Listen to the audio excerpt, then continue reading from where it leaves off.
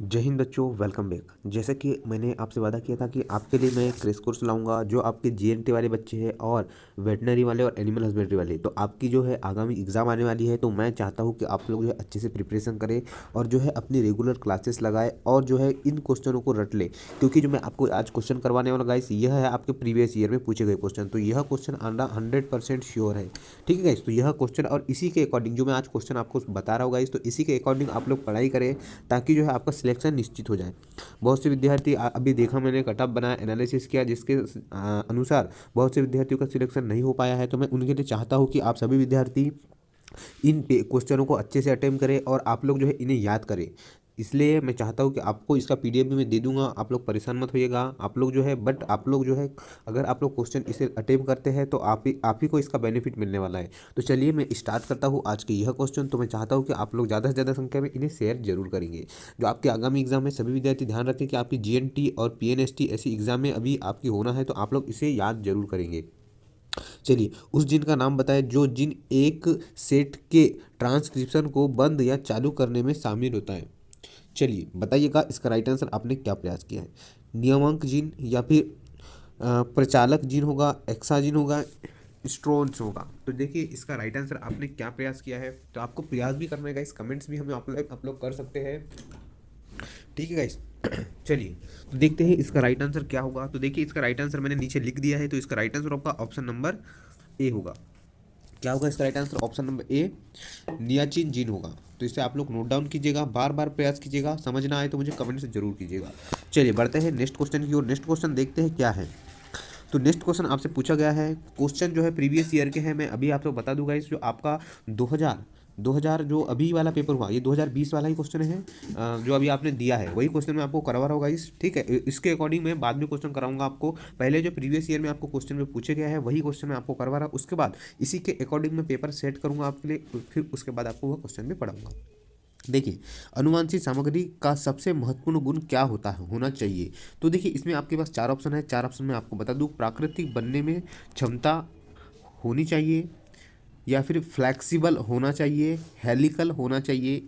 इनमें इनमें क्या कहा है, इन्होंने ऑप्शन नंबर 4 रखा है आपको, इनमें प्यूरिनिक और पिरामिडन होना चाहिए। तो देखिए अगर आपने इसका प्रयास किया है, ऑप्शन नंबर फर्स्ट ही इसका राइट आंसर होगा। क्या होगा? ऑप्शन नंबर फर्स्ट इसका राइट होगा, प्राकृतिक बनने की क्षमता को होनी चाहिए। मतलब प्राकृतिक बनने की क्षमता होनी चाहिए किसमें? अनुवांशिक सामग्री को सबसे महत्वपूर्ण गुण क्या है? तो इसका महत्वपूर्ण गुण है आपका ऑप्शन नंबर ए, प्राकृतिक बनने में क्षमता होनी चाहिए। चलिए बढ़ते हैं इसके नेक्स्ट क्वेश्चन की ओर। नेक्स्ट क्वेश्चन आपसे पूछा गया है, मिथाइलेक बैक्टीरियम के द्वारा उत्पादित जैवनीकरण प्लास्टिक है। तो इसमें आपके पास चार ऑप्शन रखे गए हैं। इन्होंने चार ऑप्शन में से आपको एक ऑप्शन चूज करना है। तो देखिए इसका राइट आंसर क्या होगा। तो अपने आपको ऑप्शन पढ़ दूँ। तो ऑप्शन है पॉलीहाइड्रॉक्सी ब्यूट्रेट, पॉलीप्रोपाइलीन, पॉलीस्टाइलीन, टेक्सटान। तो इसका राइट आंसर आपने अगर प्रयास किया है ऑप्शन नंबर फर्स्ट ही, तो राइट आंसर होगा। क्या होगा? फर्स्ट ही। अभी आप तक अधिकतर देख रहे गाइस, इसका राइट आंसर क्या आ रहा है? फर्स्ट ही आ रहा है। तो ऐसा मत लगा करिएगा आप लोग कि सर फर्स्ट आपने लगाया है, ऐसा नहीं है। पेपर सेट के अकॉर्डिंग ही है। तो ऑप्शन नंबर ए इसका राइट आंसर होगा। चलिए बढ़ते हैं नेक्स्ट क्वेश्चन की ओर, जो क्वेश्चन क्रमांक 14 है आपके सामने। देखिए गाइस वॉइस ठीक ना है, क्योंकि जो है मेरी थोड़ी तबीयत ठीक ना है, इसलिए जो है मेरी वॉइस थोड़ी क्लियर नहीं आएंगी, तो माफ़ी चाहते हैं हम लोग।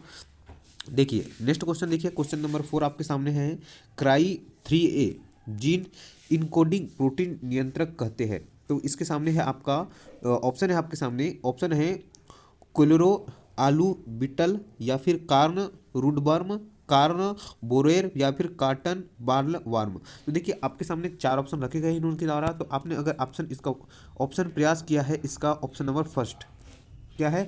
ऑप्शन नंबर फर्स्ट ही इसका राइट आंसर है, कोलोराडो आलू बीटल। मतलब ऑप्शन नंबर फर्स्ट आपका राइट आंसर होगा। अगर आपने ऑप्शन नंबर फर्स्ट किया है तो बिल्कुल सही प्रयास किया है।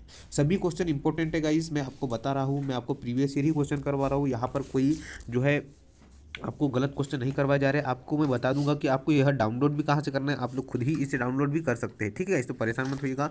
देखिए नेक्स्ट क्वेश्चन आपसे पूछा गया है, जीन ए और बी और ए और सी, बी और सी के बीच विनिमय क्रॉसिंग ओवर आवृत्तियाँ क्रमशः 8%, 15%, 23% है। गुणसूत्रों पर जिन का संभावित अनुक्रम क्या होगा। तो देखिए इसका राइट आंसर मैं आपको बता दूंगा, इसे सूत्र के द्वारा बनाया जाता है, जो मैं आपको बाद में बताऊंगा। तो इसका राइट आंसर अगर आपने किया है ऑप्शन नंबर या तो बी ए सी, या तो बी ए सी, या तो फिर सी ए बी, मतलब ऑप्शन नंबर 2 इसका राइट आंसर होगा। क्या होगा सभी बच्चे ध्यान रखिए, इसका राइट आंसर क्या होगा, ऑप्शन नंबर 2।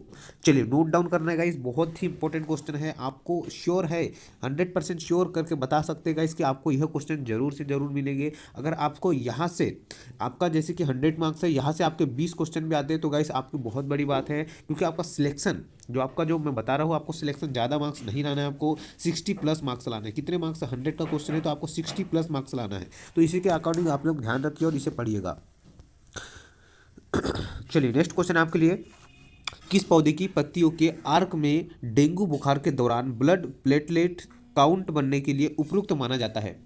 देखिए बताइएगा, नीम, तुलसी, पपीता या फिर ताड़ या पाम का पेड़। तो देखिए अगर आपने इसका प्रयास किया है ऑप्शन नंबर 3 तो सही प्रयास किया है। क्या, पपीता। क्वेश्चन आपसे पूछा गया था किसी पौधे की पत्ती के आर्क में डेंगू बुखार के दौरान ब्लड प्लेटलेट्स काउंट करने के लिए उपयुक्त माना जाता है। पपीता जो है आपकी प्लेटलेट्स काउंट करने के लिए एक उपयुक्त पौधा माना जाता है। नीम तुलसी खाते हैं, जिसकी सेहत के लिए आपके लिए बहुत ही हेल्पफुल होता है गाइस, तो आप लोग जो मॉर्निंग टाइम में एक तुलसी का पत्ता जरूर खाया कीजिएगा। चलिए बढ़ते हैं हम लोग नेक्स्ट क्वेश्चन की ओर। नेक्स्ट क्वेश्चन है आपके सामने, छोटा कर दूं मैं। चलिए नेक्स्ट क्वेश्चन पूछा गया, इसी तरीके से आपसे बड़े क्वेश्चन पूछे जाएंगे गाइस, तो आप लोग इसे भी आप लोग ध्यानपूर्वक पढ़िएगा। चलिए नियमस द्वारा दिए गए द्विजगतीय वर्गीकरण के वर्तमान में निम्न कारण अपर्याप्त माना जाता है। तो देखिए इसका अगर आपने प्रयास क्या किया है, ऑप्शन में आपको पढ़ दूं पहले। ऑप्शन है बड़ी संख्या में जिन न पौधे न ही जानवरों में अंतर्गत आते हैं। ऑप्शन नंबर बी रखा गया है केवल प्रकाश संश्लेषण और गैर प्रकाश संश्लेषण पौधे कवक में भेद न कर पाना। ऑप्शन नंबर थर्ड आपको रखा गया है केवल प्राकृतिक केंद्र मतलब प्रोकैरियोटिक सुकेंद्रीकरण जीव में भेद न कर पाना। तो इसका राइट आंसर देखते हैं क्या होगा। अगर आपने इसका राइट आंसर किया ऑप्शन नंबर 4 तो सही प्रयास किया है, ठीक है।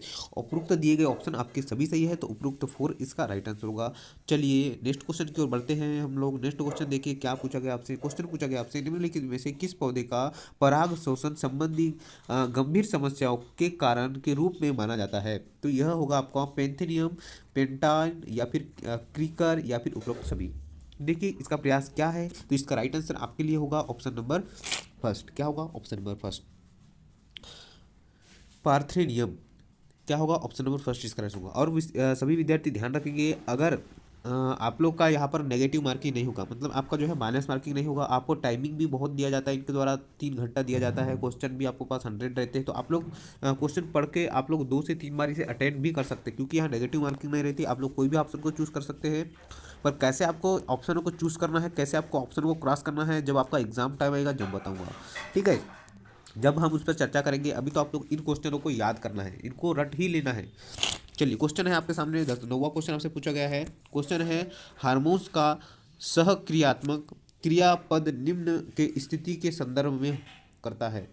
चलिए बताइएगा इसका आंसर। जब 2 हार्मोन एक साथ कार्य करते हैं लेकिन विपरीत प्रभाव आते हैं, जब 2 हार्मोन्स एक साथ कार्य करते हैं और समान कार्य में सहयोग करते हैं, जब कोई हार्मोन किसी एक कार्य को करते हैं, या फिर ऑप्शन नंबर 4 आपके लिए रखा गया है जब एक हार्मोन एक से अधिक कार्य को प्रभावित करता है। ठीक है गाइस, इसकी डिटेल हम क्यों नहीं बता रहे हैं, क्योंकि गाइस इन क्वेश्चनों को डिटेल में क्यों नहीं बता रहे, क्योंकि इनको आपको याद ही करना है। डिटेल वाले क्वेश्चन जब ये हम आपको प्रीवियस ईयर क्वेश्चन खत्म होंगे, उसके बाद हम आपको पूरा डिटेल पूर्वक बताएंगे।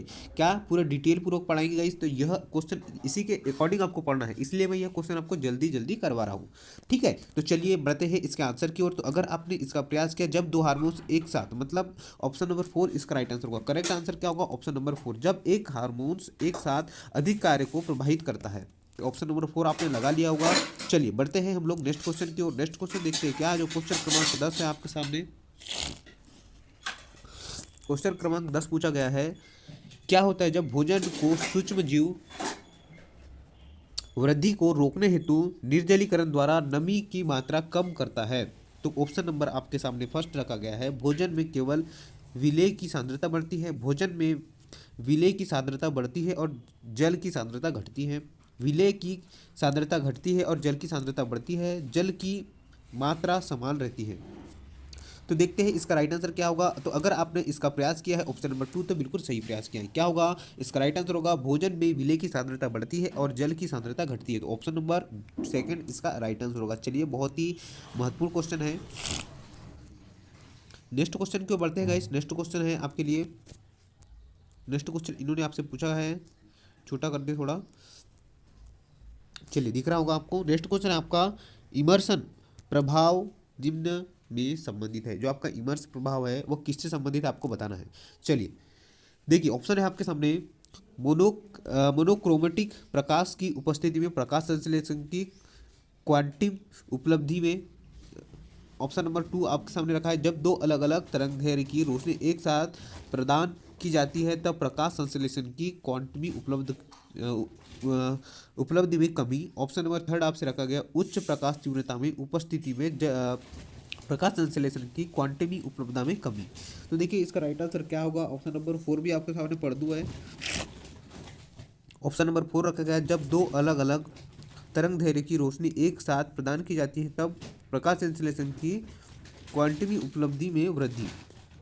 तो देखते हैं इसका राइट आंसर क्या होगा। अगर इसका राइट आंसर आपने किया है ऑप्शन नंबर 3 तो बिल्कुल सही प्रयास किया है। ठीक है, 3 नहीं होगा, ऑप्शन नंबर 4 इसका राइट आंसर होगा।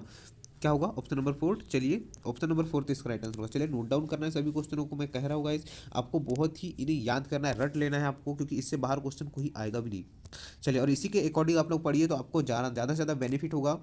चलिए विभाजक कोशिका का एक विशेष लक्षण है, तो इसका विशेष लक्षण कौन सा है आपको इसे बताना है हमें।